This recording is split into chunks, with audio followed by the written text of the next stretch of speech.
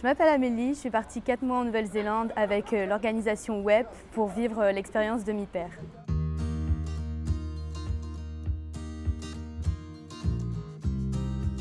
J'ai décidé de partir à l'étranger pour vivre cette expérience en étant vraiment en immersion, pas apprendre à travers quelque chose d'autre, vraiment être dedans. Et j'avais vraiment envie de voyager d'une autre façon que juste prendre l'avion, me poser dans un pays et faire le tour du pays.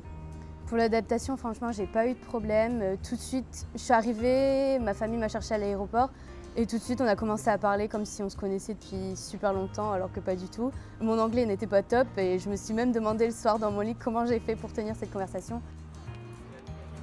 Pour les cours, c'était forcément des cours d'anglais pendant 3 heures du lundi au vendredi.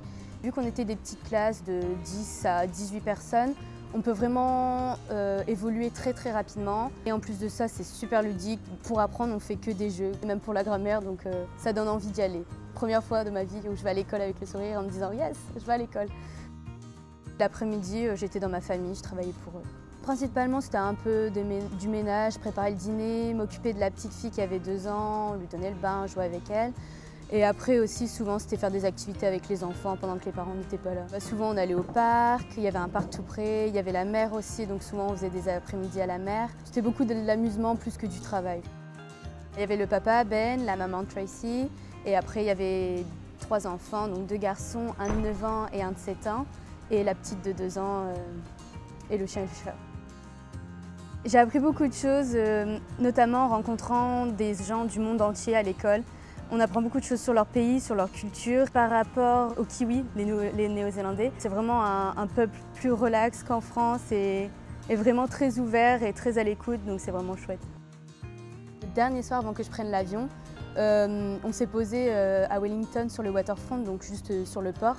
Et il y avait plein de gens pareil, on se demandait pourquoi. Et après, on a compris que c'était pour le Nouvel An chinois et on a eu un feu d'artifice de 13 minutes alors qu'on s'y attendait pas du tout. Donc je pense que c'est toutes ces petites surprises, limite quotidiennes, parce que tous les jours en soi, il y avait son lot de surprises.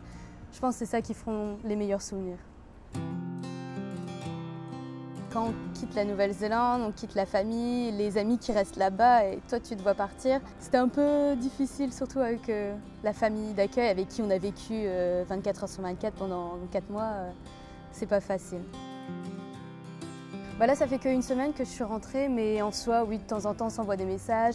Et puis j'étais très proche avec ma mère d'accueil. Et donc du coup, tous les jours, de temps en temps, quand il se passe un truc, elle m'envoie des photos des enfants, elle me donne des nouvelles, du chien, tout ça. Et puis même le chat, apparemment, je lui manque, il vient toujours dans ma chambre, la petite aussi, du coup, bon. C'est touchant, mais c'est vrai, ouais. On a gardé contact, après je sais pas combien de temps ça durera, mais j'espère longtemps.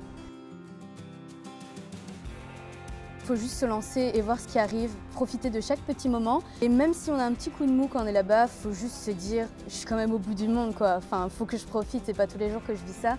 Et c'est quand on vit comme ça, on vit au moment carpe diem, quoi, qu'on se rend compte que c'est les meilleurs moments de notre vie, on rencontre plein de gens. Il faut juste penser au moment et pas à ce qui se passera après et vraiment oser, tout le temps oser, et c'est là qu'on découvre plein de choses, quoi.